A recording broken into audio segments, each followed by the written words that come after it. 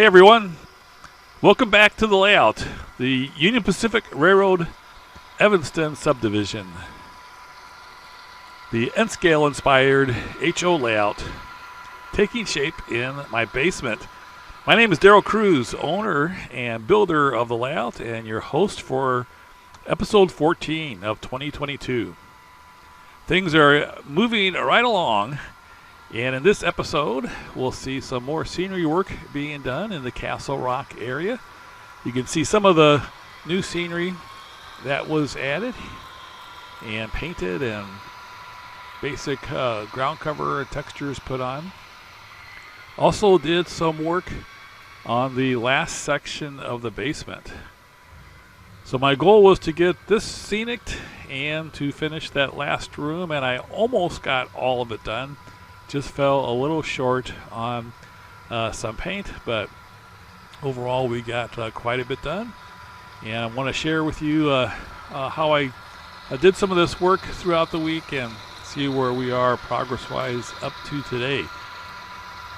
If you would be so kind to please like this video and share it with your friends. You can do something called clips, where you can take a clip of any of the videos and share it with people on YouTube, and also I think you can just share it on different social media platforms, so please do that.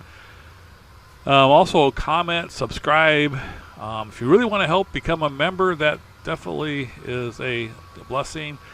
I've sold all my N-scale stuff, and so funds are coming just out of the regular budget, so definitely anything you can do to help is much appreciated.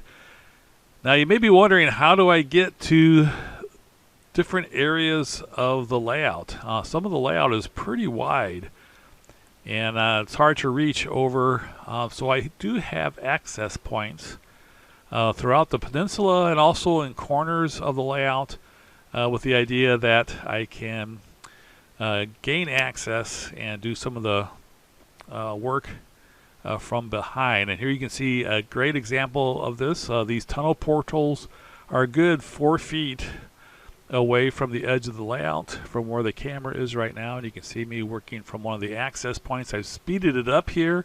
I don't work this fast. This is about I think 500% speed, but in putting in the tunnel portals, I had them in there to begin with as I put the scenery on there, but then I wanted to make sure we attach the wing walls, which I got from a Walther's bridge kit.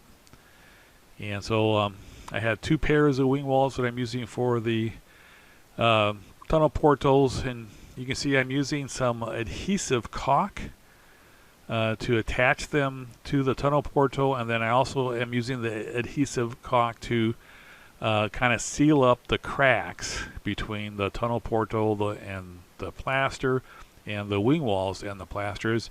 I can only use adhesive caulks for areas where the crack is not too wide. There's a limit to how much of a crack you can cover up. So as you can see here, I did seal up some of the cracks. I did use the adhesive caulk to attach it to the tunnel portal. But then you see there's some cracks that are just going to be too wide. I'm not going to fill that all up with adhesive caulk. So we're going to be using some more plaster gauze to fill it in. There's still some cracks there you can see in the caulk. That's because I couldn't see it from where I was. But I do come back and get that taken care of. Here you can see there's a big gap between the tunnel portal and the plaster on most of the sides. I did seal up one side of the wing wall and definitely attach the wing walls to the tunnel portal. I am going to need to paint the wing walls to match the color of the tunnel portal. You see the grays don't quite match. Here's the plaster gauze that I use. It's about a foot wide. And I cut some long strips and some short strips since I'm not doing a very big area. Here's, I get this from Amazon Activa. It's 5 pounds. It's a big roll. Lasts quite a while. So I took the long strips and the short strips and just put them, draped them over the area between the tunnel portal and the plaster, and kind of let that dry a bit.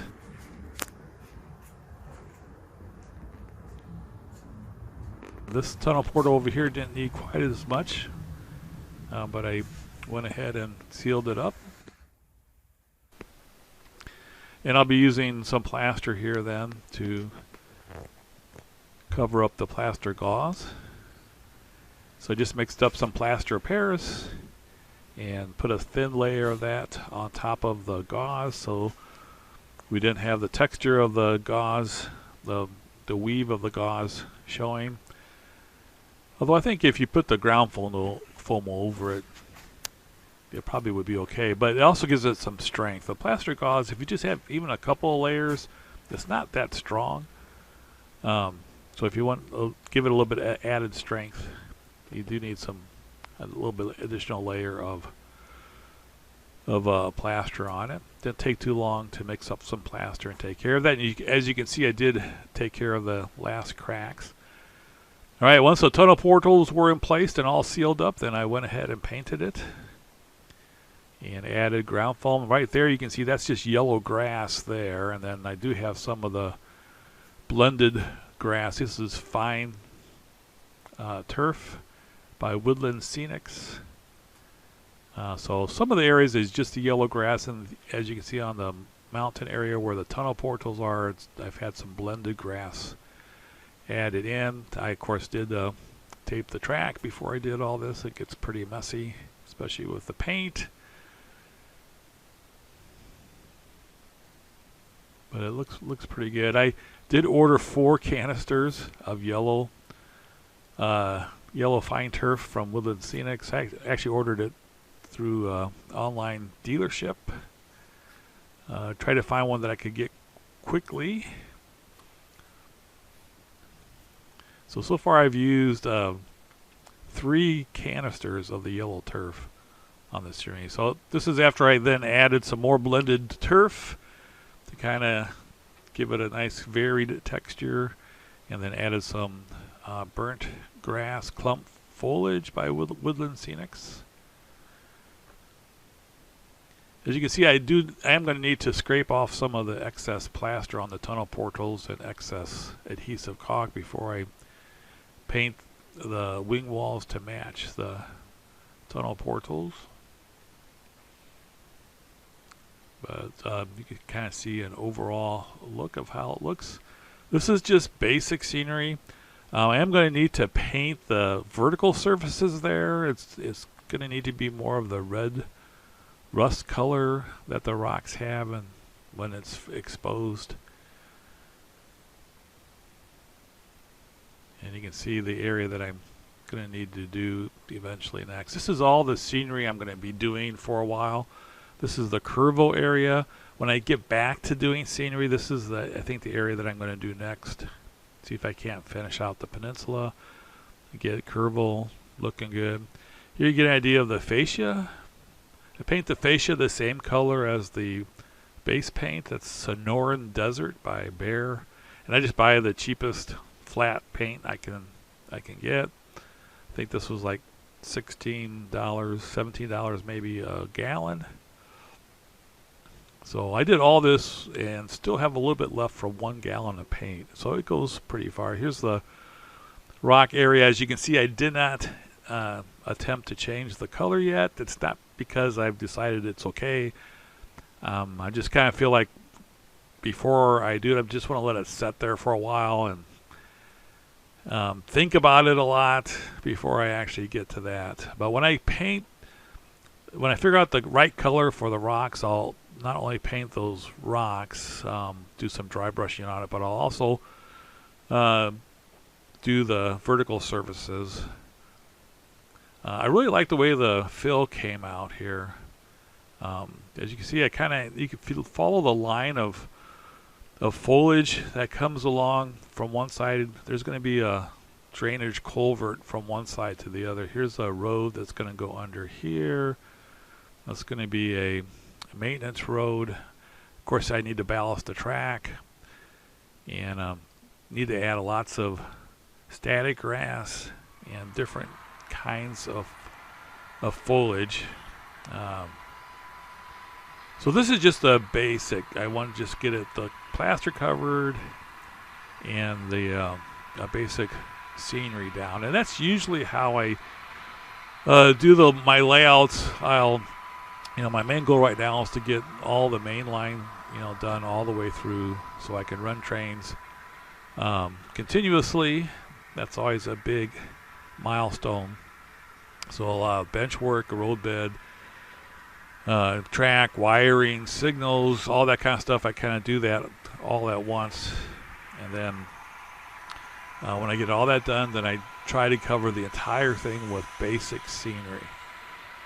So I'll once I get the main line done, the lower level and the upper level, the helix, everything done track work wise, then I'll come back and I'll go through and do a basic scenery like you see here over the entire layout, so that the entire layout is covered in basic scenery.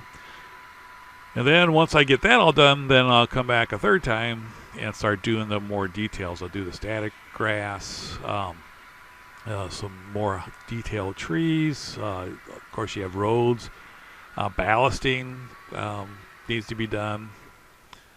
As I said, roads, structures, all kinds of stuff.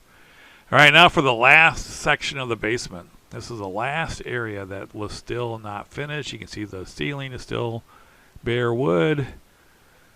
Kind of see where it is in respect to Wasatch. This is going to be the dispatcher area. Mahomes is our first dispatcher. He's not doing a very good job so far. I did finally get to do some work also on this area. As you can see, I painted the ceiling. So I am done painting ceilings. This took 3 gallons just to do this little bit here. It took a lot because there's I'm not sure why, but there's a lot of joist here. If you can see, there's like a couple areas where there's double joist, and then there's joists like really close to each other. I don't know what the deal is, why they had so many joists, but it took a ton of paint. I had 3 gallons. I thought I could do the whole thing, but I did have enough to do the ceiling, but I didn't have much left to do the wall. So I'm going to do that today, I think. Go out and get another batch. Here's some area that I'm not going to finish that area up. That's going to be covered by the layout and backdrop and so forth. But you can kind of see how it looks.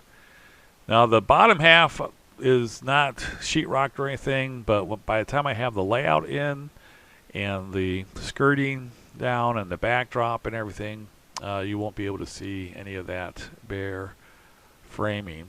I did get a chance to paint. I didn't have enough paint left to paint the very top of the sheetrock.